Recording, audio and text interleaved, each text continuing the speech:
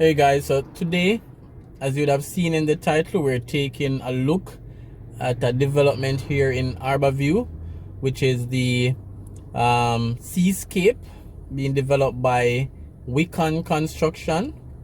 I know WIHCON stands for West Indies Home Contractors Limited, WIHCON. So it's a development which includes children play area. They'll also have a gym.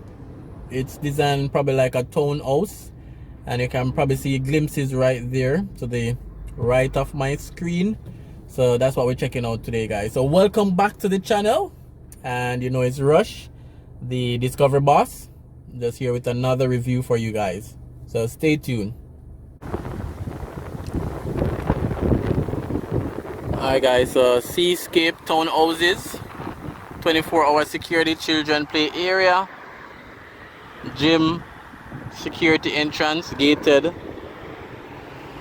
So Harbour, WIHCON Construction. Again guys, if you're new to the channel, definitely subscribing is free. Remember to leave a video, remember to comment and share as well. So today will be mainly a drone video.